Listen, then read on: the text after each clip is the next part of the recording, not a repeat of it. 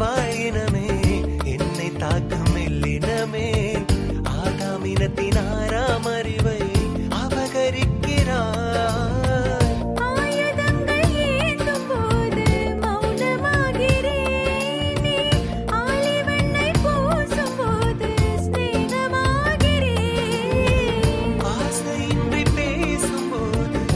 என்னவாகிறோம் நாம் ஒற்றை கோப்பை தேநீர் அருந்தும் அன்னமாகிறோம். நீ நடந்த திசையில் நான் நடந்த பொழுது அடைமழை சிதறியதே.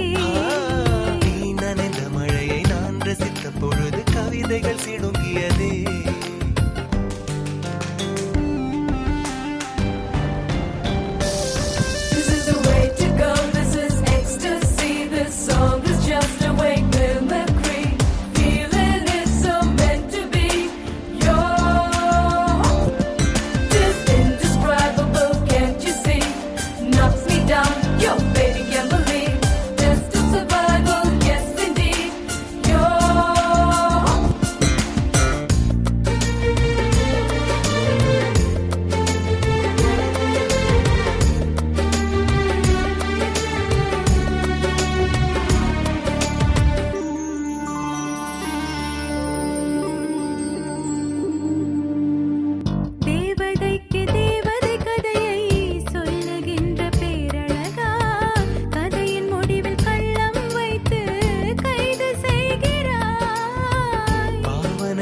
மெய்யா பொய்யா பரிதவித்து நிற்கையிலே பாசறைக்கு நீயும் வந்தே பாசம் கொள்கிறாய்.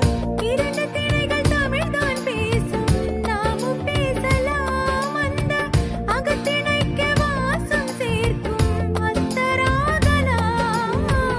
5 நிலங்கள் தமிழின் காட்சி அளந்து போகலாம். நாம் பாலை நிலத்தில் குறிஞ்சி பூவை பதிய போடலாம். நீ நடந்த திசையில் நான் நடந்த பொழுது அடைமழை சிதறியதே. நீ நனைந்த மழையை நான் ரசித்த பொழுது கவிதைகள் சிடுங்கியதே. வாழ் பிடித்த வீரன் உன்னை தோள் பிடித்து அலைந்தேன் அலைந்தேன். எனது உயிர் நீதான் என்று சிரித்தாய்.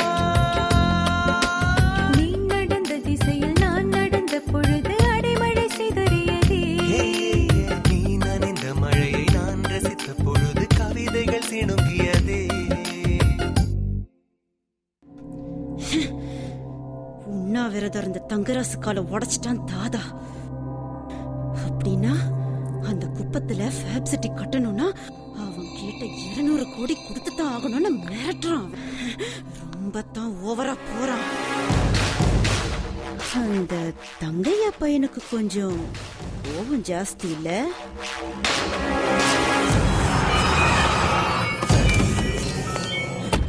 ஏய், எங்க அப்பாவை பத்தி தப்பு தப்பா பேசுறியா? அப்படி பேசல.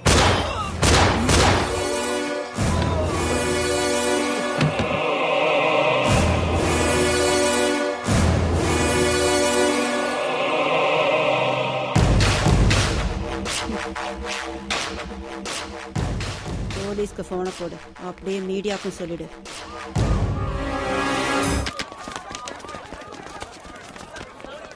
நார்மலா கை வைக்கிறேன். ஒருடே பிள்ளைக்கு ஒரு சட்டம் பொதுமக்களுக்கு ஒரு சட்டம் கிடையாது. தப்பு பண்ணதான் சொல்ல அரெஸ்ட் பண்ணிக்கடே. ஓட்ட நான் பாத்துக்கிறேன், நீ போடே. அப்பா நான் போக மாட்டேன். டிவி கேமரா படம் எடுத்துக்கானுவா, பேசாம போ, நான் பாத்துக்கிறேன். சொல்ல போடே.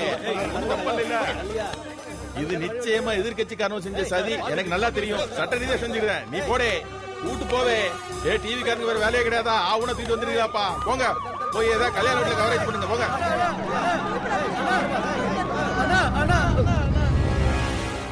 லாயரு, மத்தியானம் சாப்பாட்டுக்கு என் பிள்ளை வீட்டுல இருக்கணும். Okay sir.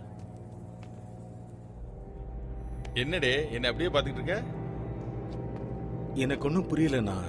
சொந்த பிள்ளையவே பாண்டிச்சாமியை சொல்லியா? போலீஸ் ஸ்டேஷன்ல டீயை சாப்பிட்டு மத்தியானம் நண்டு ஏறா பொரியல் சாப்பிட வந்துருவான். இது ஒரு வகை அரசியல் தந்திரம்டே. பொதுமக்களை நம்ப வச்சு கழுத்து இருக்கிறதுக்கு பிறதாண்டே பாலிடிக்ஸ் தர்மங்கிறது. புரிஞ்சுதாடே? போக போக எல்லாம் புரிஞ்சுக்கிடுவேன். சரிதாசு, பாண்டிச்சாமி இல்ல, நீ போய் மாமலை வசூல் பண்ணிட்டு வந்துரு. அண்ணா நீ கூட மாமா 5 வருஷத்துக்கு ஒருக்கா ஓட்டு போடுறதுக்கு நம்மகிட்ட காசு வாங்கிட்டு தான் ஓட்டு போடானுவா. அத வாரம் இன்ஸ்டால்மெண்ட்ல இப்படி தாண்டி வசூல் பண்ணணும். ஒவ்வொரு எலெக்ஷனுக்கும் 10 கோடி ரூபாய் செலவு பண்ணி தானே ஜெயிக்கிறோம். சும்மா இல்லையே. 10 கோடியா? தனியா போவாத, நம்ம பயலுல கூட்டு போ. 10 கோடியா? சரிதான், ஜனங்களை மொட்டை அடிக்கிறதுல தப்பே இல்ல.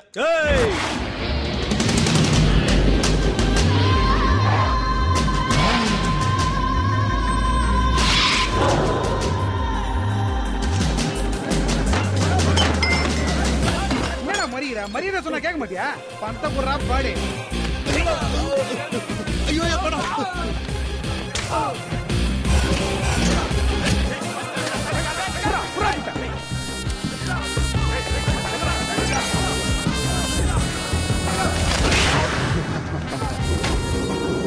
கட்டிய கண்ணாதான்டா காசு கொடுக்குறீங்க.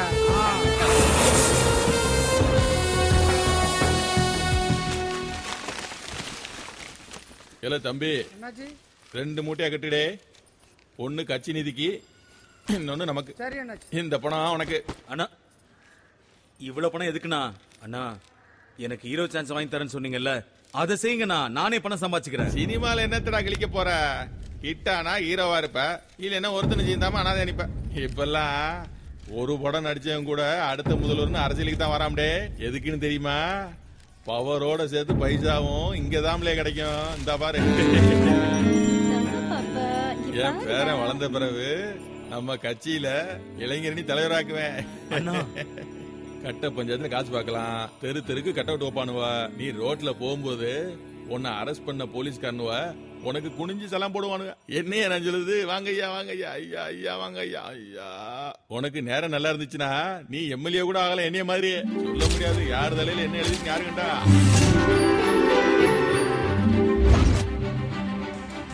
அப்படின்னா நான் எம்எல்ஏ ஆயிடுவேனா? முதல்ல இளைஞரணி தலைவர் ஆகல.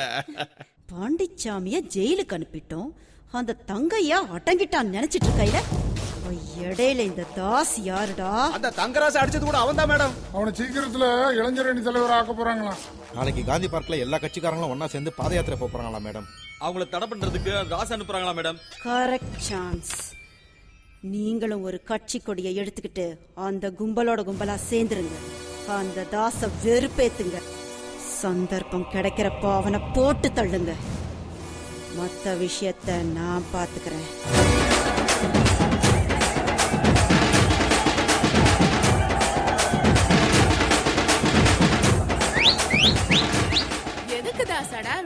என்னம்மா அப்படி கேட்ட? அடுத்த சிஎம் நான் தானே. தாதா சார் உனக்கு இளைஞரணி பொறுப்பு தானே தரனாரு? இளைஞரணி தலைவர், அடுத்து எம்எல்ஏ, அப்புறம் எம்பி, அதுக்கப்புறம் சிஎம். அண்ணன் எழுச்சி தளபதி, அண்ணன் எழுச்சி தளபதி. கண்ட கருமாந்திரலாம் அந்த தளபதி இந்த தளபதி போட்டுக்குதுன்னா நீங்களும் மாடா அப்படி பிச்சமுத்தண்ண. டேய், எம்எல்ஏக்கு அப்புறம் எம்பி இல்லடா, மந்திரி ஆகணும். அப்புறம் தான் சிஎம். நான் சிஎம் ஆயிடுவேன். உனக்கு பொறாம?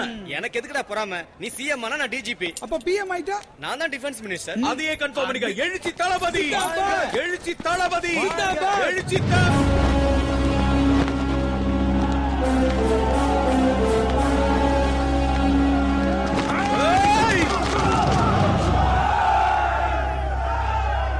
காந்தி மேல உங்க கட்சி கொடிய போத்த விட மாட்டேன். அத கேட்க நீ யாரா? காந்தி என்ன உங்க குடும்ப சொத்தா? வெட்டி பேச்சு என்கிட்ட வேணாம். 2 நாளைக்கு முன்னாடி தான் அரசியலுக்கு வந்தவனி. நாங்க காலங்காலமா காந்தி மேல எங்க கொடியை கட்டிக்கிட்டு இருக்கோம். பழைய கதையெல்லாம் பேசாத. இன்னையில இருந்து காந்தி எங்களுக்கு மட்டும்தான். அனாசிமா பேசினா அட்ரஸ் இல்லாம தேவையில்லாம பிரச்சனை பண்ணிட்டு இருக்காத. நாங்க எங்க கட்சி கொடியை வந்து காந்தி மேல உனக்கு மட்டும் தனியா சொல்லணுமா? காந்தி சென்டர்ல ஒரே ஒரு கொடி தான் பறக்கணும். ரொம்ப திமிரா பேசாத, ஒதுங்கி போ. எங்க கொடி நாங்க காந்தி மேல விலகி போயிட, இல்லனா செத்து போடுவேன். திமிர கட்டுறியா? உன்னை விட்டேன்னா உன் தாவாங்கிட்ட தீர்ந்துரும். அவனை இவனை போடுங்கடா ஃபர்ஸ்ட்.